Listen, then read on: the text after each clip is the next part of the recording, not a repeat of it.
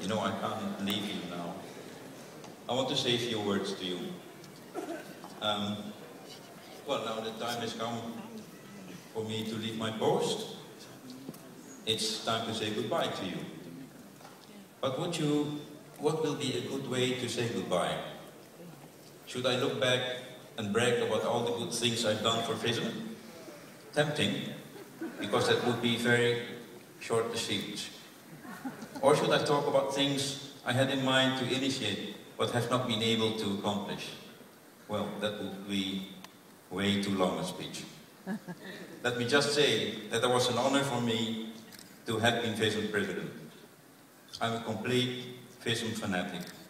Since my first FISM convention in 1970, when Henk Vermeijden, FISM president at that time, and one of the founders of FISM, had enlisted me as his co-organizer. And somebody once said to me, we should be careful, because if they make a cut in your body, one should stay away, because FISM blood will spout in your face. So I was very much motivated when in the year 2000, together with the two vice presidents, Dominique Bedante and Gerrit Brengman, I could start to update FISM and to adapt it more to the changed environment. And I will not elaborate about all the changes that were introduced. There were too many. But let me just mention two changes I thought were very essential and were very necessary. Firstly, I thought FISM should be more visible, both for the member societies and the general public. And member societies should also have a more intensive feeling of being part of a common organization.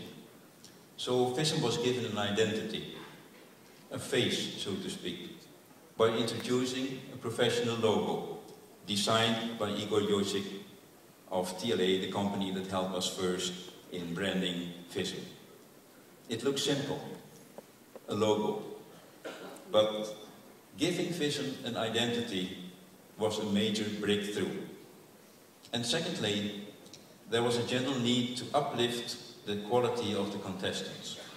And for that purpose, FISM was reorganized and was divided in continental chapters that would run preliminary championships. And the results were clearly visible the past days when we witnessed in a greater amount of high-quality contestants.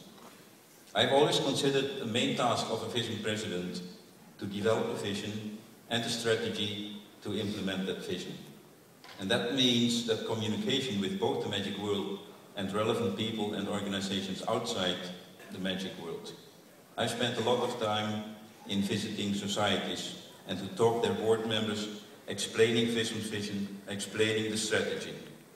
I spent also a lot of time going to convention for convention organizers to learn from them about how to run a society, how to organize a convention and in a professional way, and how to adapt to the changes in the environment, technological changes, and changes in social norms and values.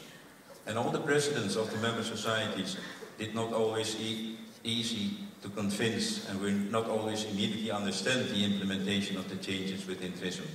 There was a lot to explain, and presidents of societies also had to get used to communicating with an international president. That was not done before in such an intensive way. So most of the time, my visits were fruitful, pleasant, and inspirational. Of course, I've also encountered differences of opinion, lasting incomprehension, and even pure resistance to change. I had to explain in an organization like the FISM, with so many countries represented, and with such a diversion in cultures, one cannot please everybody all the time. What one can do is to be fair to everyone, respecting their interests and taking decisions that serve the core business of FISM, a worldwide recognized World Championship of Magic. And in such cases, where you find yourself on the horns of a dilemma, I must admit that I have not always shown the patience I should have shown. But that's all. Now, I will say goodbye to you all. Alors, mes amis magiciens francophones, je vous remercie beaucoup pour la grande confiance que vous m'avez accordée, ainsi que pour votre soutien lors des décisions Borderlines. Merci.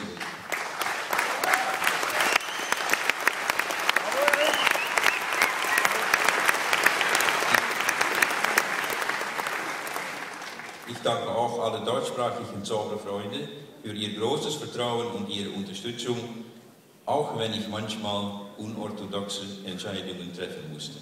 Vielen Dank.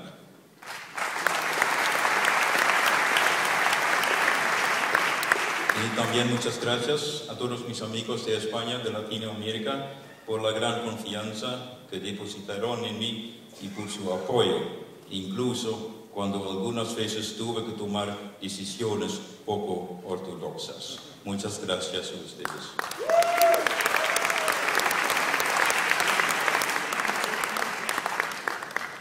Hiện tại, 我的中国朋友，戴国旗先生、周秀女士、郑荣女士和杨飞女士，戴国旗，我的好朋友，你2009年参加的国际魔术联盟魔术大会，感谢你们相信我并支持我，谢谢你们的光临。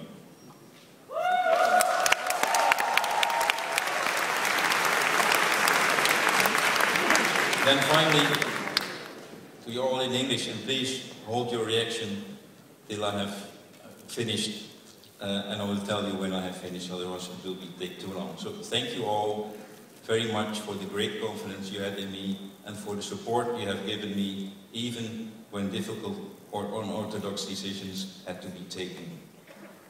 My greatest reward in the past 12 years is the many friendships I have gained in all parts of the world. Not friendships because I was the international president of FISM, but friendships because I'm Eric Eswin. And I know that this kind of friendship will not end after today. And to show my gratitude for your confidence, your friendship, and your support, I have considered calling you all by name and asking you to come on stage to shake hands or give me a hug. But just in time, I realized that their leader would not allow me to do so because that would take too much time. So my next option was to select just one person to represent you on stage and to hug on stage and to represent you all. And if you know me well, you can be sure that the person I have selected is a woman. It was difficult to choose, but finally, can I please call on stage to receive a thankful hug, my wife, Fransje.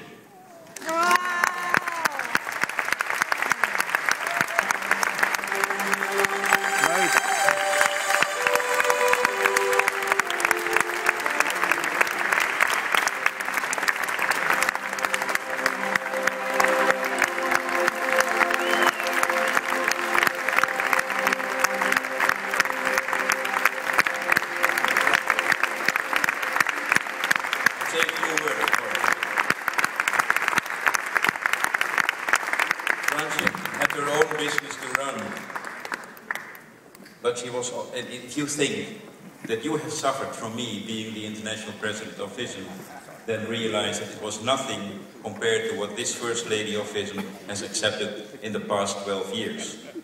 And first of all, I just told you, to consult member societies, I have been away from home 20 to 25 weekends per year. In 12 years, that's almost 300 weekends, or about 50% out of all available weekends. I wish I could say she never complained. She did, she did. But she has never beaten me up. At least not severely. She had her own business to run, but she was always there when, again, 12 years long, the presidium meetings were held at her home in the Netherlands and taking care of the catering and sometimes breaking the atmosphere when Domenico and Gerrit, the two vice presidents, didn't like, didn't understand, or just didn't want to support a new initiative I proposed. So forgive me if in the past years I have not been shown too much patience, but I couldn't do otherwise. I only could it do my way. I'm sure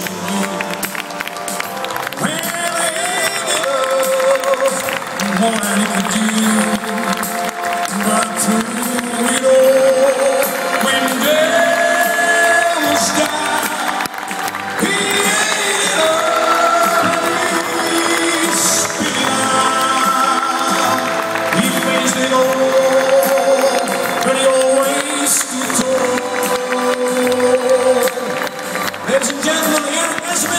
was only